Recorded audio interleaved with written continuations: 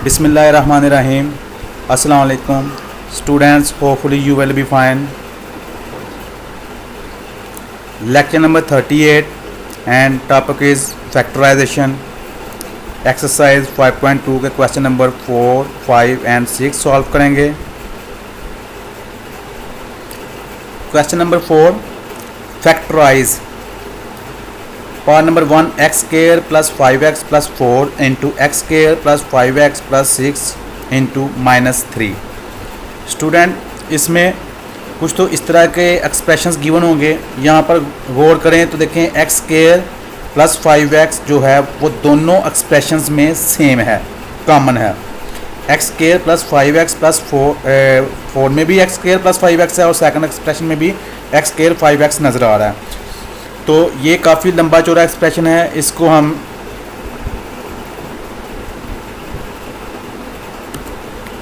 इस एक्सप्रेशन को पहले एक्सप्रेशन नंबर 1 का नाम दे देंगे. तो यहाँ पर देखें आप, जो सेम टर्म है that is X square plus 5x उसको हम लेट कर लेंगे किसी सेकंड वेरिएबल के इक्वल. तो एक्स स्क्वायर प्लस 5x को हमने y के इक्वल लेट कर लिया है, सपोज कर लिया है. अब हम ये एक्सप्रेशन नंबर 1 में जहाँ पर एक्स स्क्वायर प्लस 5x है वहाँ पर उसकी जगह पे हम y पुट कर देंगे. तो एक्स स्क्वायर प्लस 5x को हमने y के इक्वल लिया है, तो यहाँ पर आ जाएगा एक्स स्क्वायर प्लस 5x की जगह पे y प्लस 4 हो जाएगा. और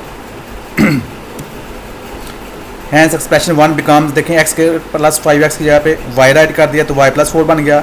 इंटू एक्स स्क्वायर 5x की जगह पे अगेन y पुट कर दिया तो y प्लस 6 बन गया. -3 एज इट इज़. अब स्टूडेंट y प्लस 4 और y प्लस 6 को मल्टीप्लाई करेंगे. पहले y के साथ मल्टीप्लाई होगा और फिर 6 के साथ, तो y इंटू y स्क्वायर और y इंटू 6y. तो प्लस है तो प्लस साइन आ जाएगा. फिर 4 जो है वो y और 6 के साथ मल्टीप्लाई होगा तो 4 into y plus 4y and 4 plus plus plus and 4 into 6 24. Means two से y प्लस 4 को और y प्लस 6 को आपस में मल्टीप्लाई करने से ये 4 टर्म्स आ गई हैं और -3 एज इट इज़. अब 24 में से 3 माइनस हो रहा है तो प्लस 24 माइनस 3 प्लस 21 आ जाएगा. और प्लस 6y और 4y वाली टर्म्स आपस में प्लस माइनस होंगी तो plus 6 and plus 4y is equal to 10y. अब y square plus 10y plus 21, जिस तरह हमने question number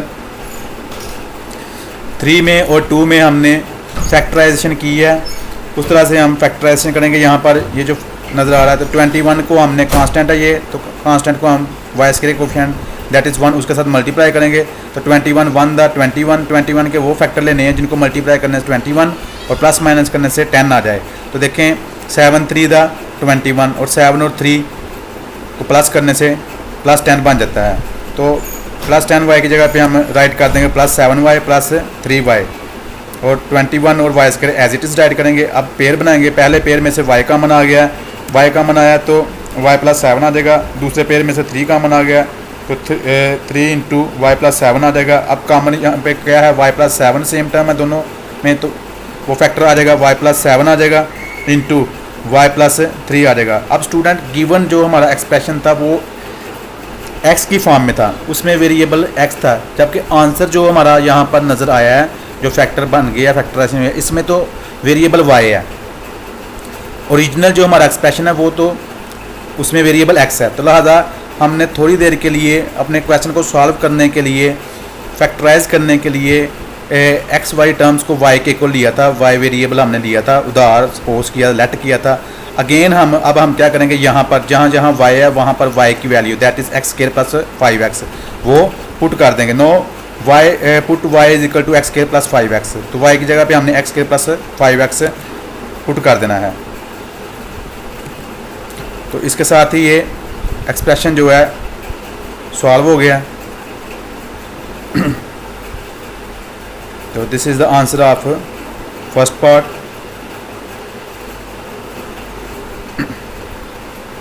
students question number 4 का 4 पार्ट है. इसमें देखें 4 फैक्टर आपस में मल्टीप्लाई हो रहे हैं, चारों लीनियर फैक्टर हैं. तो कुछ और भी क्वेश्चन इस तरह के दिए हुए हैं, और भी पार्ट हैं. तो x plus 2 into x plus 3 into x plus 4 into x plus 5 ये 4 फैक्टर हैं और 15 जो है वो साथ माइनस हो रहा है। अब स्टूडेंट इस तरह के एक्सप्रेशन को हमने कैसे फैक्टराइज करना है, हम क्या करेंगे, यहाँ पर 4 फैक्टर्स हैं, इनके 2-2 के हमने पेयर बनाने हैं। अब कौन से 2 पेयर लेने हैं, तो स्टूडेंट यहाँ पे कांस्टेंट जो है पहले में +2 है, सेकंड में +3 है, फिर +4 है, फिर +5 है। अब आपने देखें इन कांस्टेंट को आपस में देखें, अगर +2 और +3 करेंगे तो 5 बन रहा है, ये +5 और +5 9। आपने वो फैक्टर लेने हैं जिनके कांस्टेंट को प्लस माइनस करने से, जो भी मतलब हो रहा है ऑपरेशन हो रहा है, प्लस करने से या उनका सम करने से सेम आए। देखें +2 और +4 6, +3 और +5 8, और अगर हम करें +2 और +5 7 और +3 और +4 7। जी बिल्कुल, ये +2 और +5 वाला एक साथ करेंगे और +3 और +4 वाला एक साथ करेंगे। क्यों? क्योंकि इनका जो है वो सम 7 आता है दोनों केसेस में। तो देखें हमने x+2 और x+5 वाले पेयर को फैक्टर्स को आपस में पेयर अप कर दिया और x+3 और x+4 को आपस में पेयर अप कर दिया। कैसे? +3 और +4 +7, +2 और +5 +7। ऐसा करने के बाद हम क्या करेंगे, इन दोनों पेयर्स को आपस में मल्टीप्लाई कर देंगे। x+2 को और x+5 को मल्टीप्लाई करेंगे आपस में, और x+3 और x+4 को आपस में मल्टीप्लाई करेंगे। कैसे मल्टीप्लाई करते हैं वो आपको पता है। ये मल्टीप्लाई करने के बाद ये आ गया, फिर उसके बाद 5x + 2x 7x जो है हो जाएगा, और +4x और +3x यहाँ पर भी 7x हो जाएगा। अब यहाँ पर देखें स्टूडेंट, जिस तरह पहला पार्ट किया आपने क्वेश्चन नंबर 4 का, तो वहाँ पर भी इस तरह की कोई फॉर्मेशन थी और दो टर्म्स आपस में सेम आ रही थी, x² + 7x, x² + 7x। देखिए दोनों फैक्टर्स में x² + 7x जो है वो कॉमन है, सेम है। तो हम क्या करेंगे, इस फैक्टर को y के इक्वल लेट कर लेंगे। तो लेट x² + 7x = y। तो इक्वेशन ये एक्सप्रेशन 1 में आप x² + 7x की जगह पे y पुट कर देंगे। मीन्स टू से कि ये यहाँ से जो स्टार्ट हुआ है स्टेप या क्वेश्चन, ये बिल्कुल क्वेश्चन नंबर 1 की तरह है और 1 की तरह ही आपने सॉल्व करना है। तो देखें student, hence expression number 1 becomes बन जाएगा क्या, y + 10, क्योंकि x² + 7x की जगह y लिखना है, तो y + 10, और यहाँ पर भी x² + 7x की जगह पे हम y पुट कर दें y + 12। अब y + 12 10 × y + 12 को आपस में मल्टीप्लाई करने से ये आ गया y² + 12y + 10y + 120। ठीक है, नेक्स्ट टाइम में +12y और +10y जो है वो 22y हो जाएगा, और 120 में से 15 माइनस करने से 105 हो जाएगा। अब अगेन फैक्टराइजेशन करेंगे इसकी, तो 105 को y² के कोफिशिएंट के साथ मल्टीप्लाई करेंगे, वो 1 है, तो 105 1 दा 105। अब 105 के वो फैक्टर लेने हैं जिनको प्लस माइनस करने से ये +22 बने, तो दैट इज़ 15 and 7। 15 7 दा या 7 15 दा 105 होता है, और 15 और 7 को प्लस करने से 22 भी बन जाता है। तो कैसे करना है, +15 और +7 करेंगे तो +22 बनेगा, और साथ y लिख देना है। अब इनमें से कॉमन निकालने हैं, कॉमन निकालना आप सीख चुके हैं। तो स्टूडेंट ये इनकी फैक्टराइजेशन हो गई है। अब देखें गिवन एक्सप्रेशन जो था original expression, that is in the form of x, और यहाँ पर y है। हम अगेन y की जगह पे हम y की वैल्यू पुट कर देंगे, तो पुट y = x² + 7x, वो वैल्यू पुट कर दिया है। तो आ गया आपके पास x² + 7x, y की जगह पे x² + 7x, और y की जगह पे यहाँ भी x² + 7x, और बाकी 15 और 7 एज इट इज़ राइट करेंगे। स्टूडेंट इसके साथ ही क्वेश्चन नंबर 4 सॉल्व हो गया। अब नेक्स्ट क्वेश्चन देखते हैं। वेल स्टूडेंट, अब हम क्वेश्चन नंबर 5 करते हैं। इसमें भी हमने फैक्टराइजेशन करनी है। क्वेश्चन नंबर 5 में गिवन एक्सप्रेशंस को सॉल्व करना है, फैक्टराइज करना हमने by using these formulas. Formula क्या है, a + b होल का क्यूब और a - b होल का क्यूब। स्टूडेंट देखें यहाँ पे फर्स्ट टर्म का क्यूब +3 × फर्स्ट टर्म का स्क्वायर और second as it is, +3 × first term as it is और सेकंड का स्क्वायर,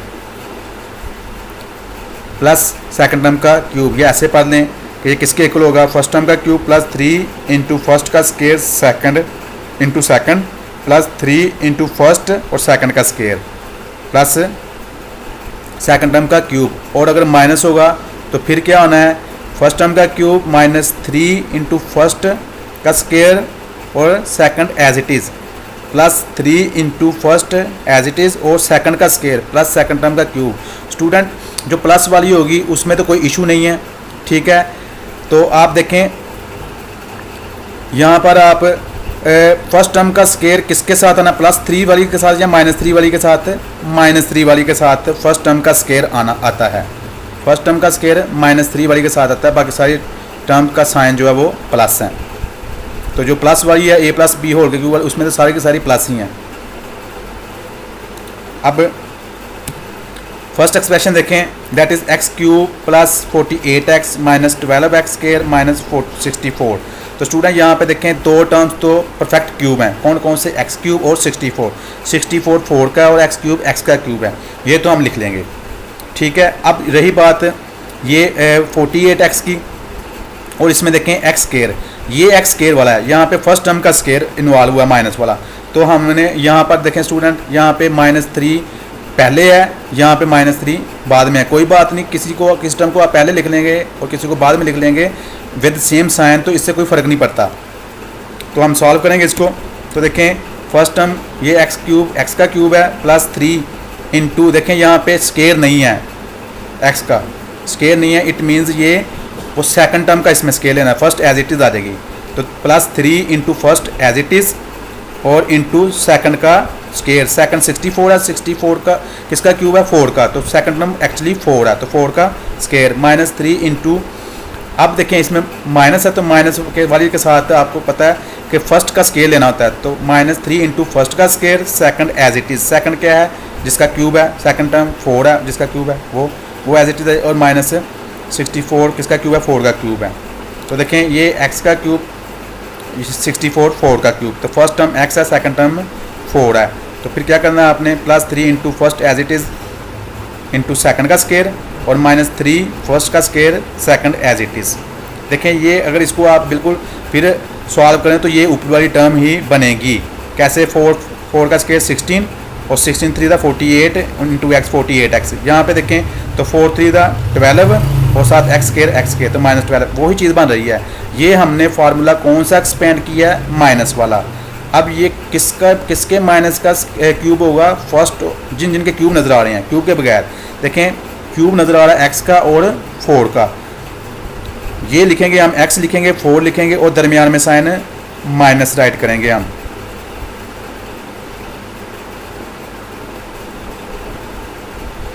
स्टूडेंट यहाँ पर भी माइनस आना, ये जो मैंने राइट किया हो ना, चलें पहले ये कर देते हैं, x - 4 होल का क्यूब आ जाएगा। तो ये सॉल्व हो गया। तो ये सेकंड टर्म यहाँ पे स्टूडेंट यहाँ पे माइनस आता है, ये माइनस है, राइट कर लेना है। नेक्स्ट देखें पार्ट नंबर 2, यहाँ पे सारी टर्म्स जो हैं वो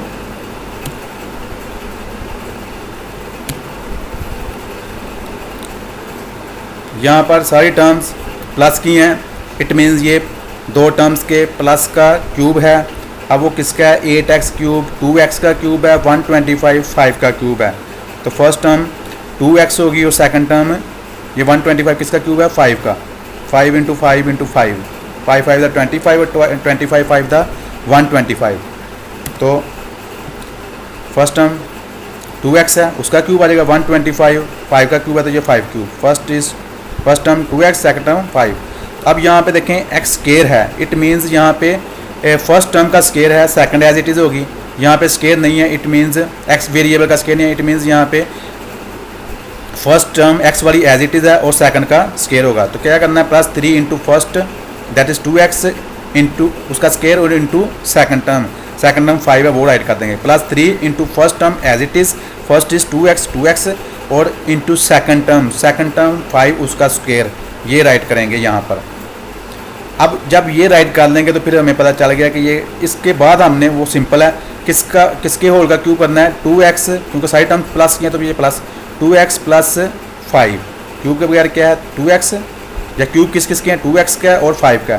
तो 2x + 5x लिखेंगे और होल का 5 लिखेंगे और होल का क्यूब राइट कर देंगे। ये 2x + 5 होल का क्यूब। वैसे इसको 3 मरतबा लिख सकते हैं, 2x + 5 into 2x + 5 into 2x + 5, लेकिन पीछे आंसर यही लिखा हुआ है।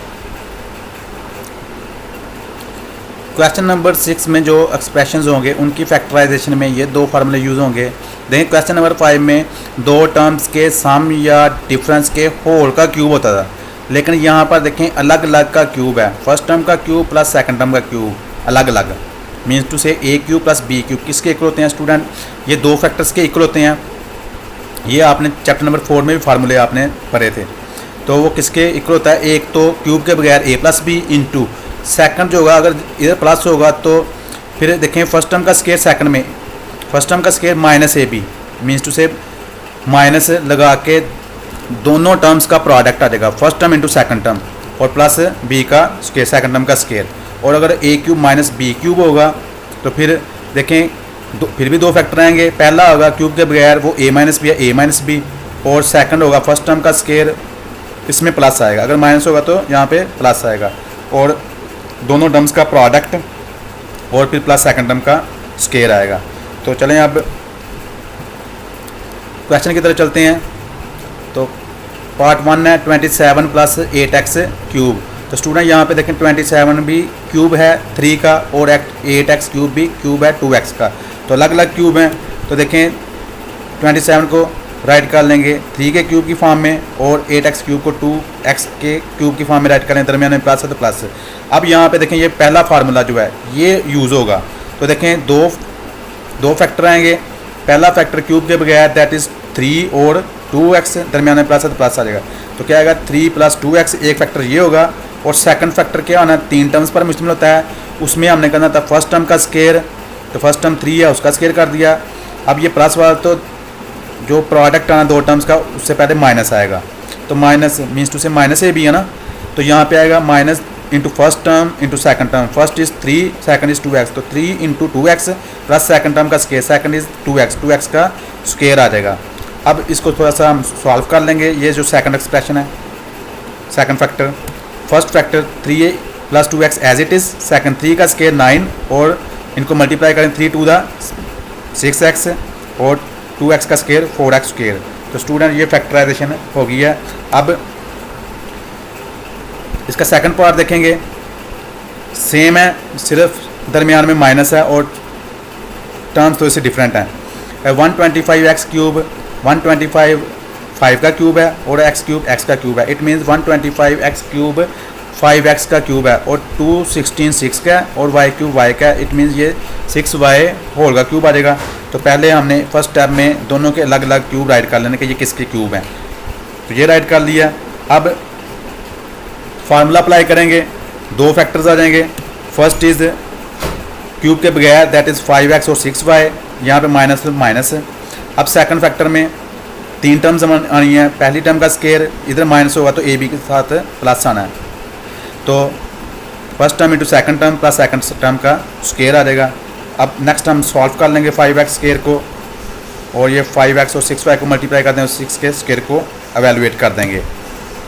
तो 5x का square 25x square 30xy and 6 का स्केयर 6y